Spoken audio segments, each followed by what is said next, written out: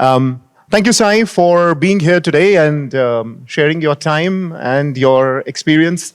We value you being here and being present for discussing this extremely dynamic and developing space. Since we have a diverse audience here, perhaps a good starting point would be for you to share a little bit about yourself, about Hero Fincorp's vision for the future, and also about the very interesting digital transformation which is underplay at Hero Fincorp. So over to you, Sai. Sure. I'm audible. You just switch this up. Yeah. Well, thank you. Good afternoon, everyone. So I'm Sai. I take care of the enterprise applications for Hero Fincorp. So Hero Fincorp, as you might be knowing the brand Hero, it is the top 20 household brand in India. So we started off our Hero Honda Finlease in 1991, where we used to finance the two-wheeler segment of Hero Honda vehicles. And then when our parent company Hero MotoCorp formed without the Honda Alliance, so we got a new avatar of Hero Fincorp Limited in 2013. So this year we'll be completing 10 years in India. And there are a lot of interesting stories that I can share with you, how the growth happened, where we started, where we are today. So today we own a AUM of 37,000 crores, so which is a huge thing. And where we started off from a 150 crores to a 37,000 crores in 10 years, that itself is a large leap forward in the way we have envisioned and then way we have grown. Now, our vision, as our chairman says, is to be the ultra-lean tech lending platform that caters to the dream of every Indian. Now, we had our first TV commercial in 2016, which says, "Karo khwabo se ishq," which means every dream of an Indian, irrespective of where they come from, can be fulfilled, and we are there to fulfill their dreams. That's where we started off as a vision. We have grown. We have grown into multiple tiers right now. We have about 4,100 touch points across India. So every Hero Honda showroom, we have a touch point. Now, when we talk about the trend of the financial services or the fintech NBFCs in India, we are seeing a lot of transformation that is happening. One is the industry itself is embracing digital transformation. In fact, what I say is it is not digital transformation anymore. It is a business transformation to fit into the digital era, because all our consumers are digital savvy right now. So unless we transform our business to meet our consumers' need, we will not exist, right?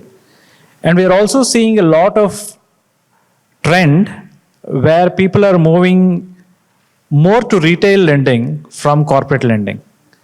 What it also means is that in corporate lending, there are certain norms. We play by guidelines. There is a pattern. But in retail lending, the end customer is unique. So if I'm giving loans to 10 people, there are 10 different behavioral patterns. To that, to match the vision, the process, the way we tackle the customer, and the way we implement the process in a digital way within our systems is going to be different, right? And then we are also seeing increasing technical infrastructure complexities. I think the speakers already touched upon that.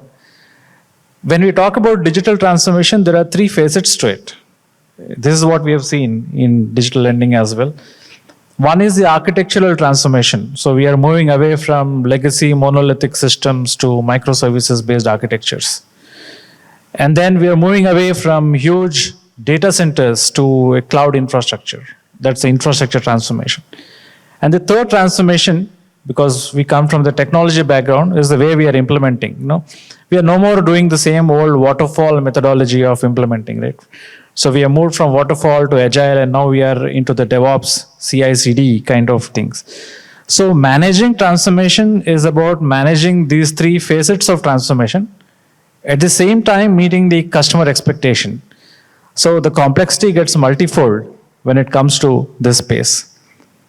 The fourth is about the regulatory reforms that are happening on a day-to-day basis.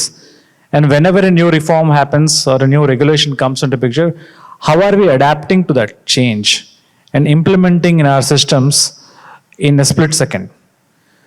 So these are some of the things that we are learning as we go, but at the same time, we are also building architectures that are nimble in nature, where we can implement these changes in a rapid manner. I think that's what helped us grow to this extent. Thank you very much, Sai, for sharing these nuggets. We all know that Hero Fincorp has today transformed itself into a force to reckon with on the back of this technological transformation. And I think you beautifully articulated the four-step process around the architecture, the infrastructure, the technology, and the overall business transformation. Now, one of the elements we see as the overarching element is the element of technology playing a critical role as far as almost recalibrating what the new Hero Fincorp looks like today. But at the same point in time, you exist in an environment where you have constant pushes and pulls and pressures from the entire environment around you. Whether it is the regulatory environment, whether it is the development of digital goods, which is creating a level playing field, or it is the wider ecosystem of partners and fintechs. How do you think you are transforming or adapting to this particular external change and the role that technology will provide, the edge that technology will provide as you move forward in this space and as it evolves and matures? Your thoughts on this? I think that's a great point. So when we talk about technology, so for a better understanding, to normalize how this process works, I'll just explain how a lending business works, a simple process. So whenever we onboard a customer, so if someone wants to take a loan, we onboard them. There's a loan onboarding process. And then there is an underwriting process to assess the risk or the credit worthiness of the person who is taking the loan and the risks that the organization needs to have, or the appetite of risk of the organization while giving the loan. And the third step is the disbursal of the loan. And once we do the credit worthiness, we check all these validations and then we disburse the loan. And the next step is about collecting the loan. So these are, at a broad level, these are the four things. So in each of these processes, technology is the differentiator.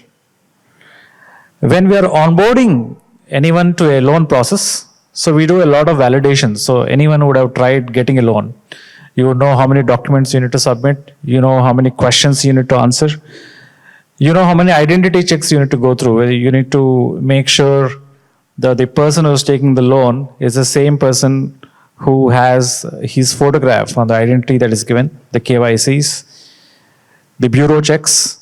We assess the credit worthiness.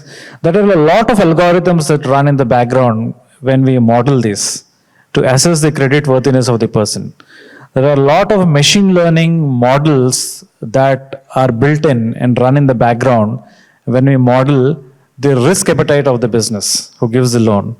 And then once we disburse the loan, there are also certain models that run on how to assess the ability for the person to repay the loan and then what to do in case there are any hiccups. So in isolation, these four processes might look very simple, but when we knit everything together, there is a customer 360 that gets formed. There is a business 360 that gets formed. There is an invisible customer which we would not have seen at all, but we are processing everything digitally, so there is always a risk allowed. And believe me, most of the digital loans are unsecure in nature because we are giving it based on certain documentation, what the system tells us. So they are by nature, a majority of them falls into the unsecure segment. Now, where the technology plays in. So for us, what Salesforce actually helped us a lot in the onboarding side of things. The entire onboarding platform, we are able to automate it. We are able to put in the checks and balances and validations in place thanks to Salesforce. And when we are connecting the various validations to the bureaus or third-party partners to get these checks done, that's where MuleSoft came into picture, where we had a lot of APIs built in specifically for our organization, where we were able to validate everything in real time. Connected to each other. When the APIs are functioning at scale, and we have a fantastic disaster recovery, backups, everything in place for us to work seamlessly. That's where the technology comes into picture. Apart from this, there is also this customer master that we talk about, because irrespective of where the customer comes in, we give them the omni-channel experience. So where if they are coming through a dealer or through a digital platform or they are talking to some salesperson, they have the same information available and they get the same experience. And the omni-channel experience is only possible by having platforms like a Salesforce or a MuleSoft or any other mobile interface that we are using on Salesforce to give that experience to the customer so that they feel that they are talking to the single face of the organization irrespective of the channel that come through. I think that's where the technology plays. Thank you, Sai. I could continue speaking to you forever and it would then take a day.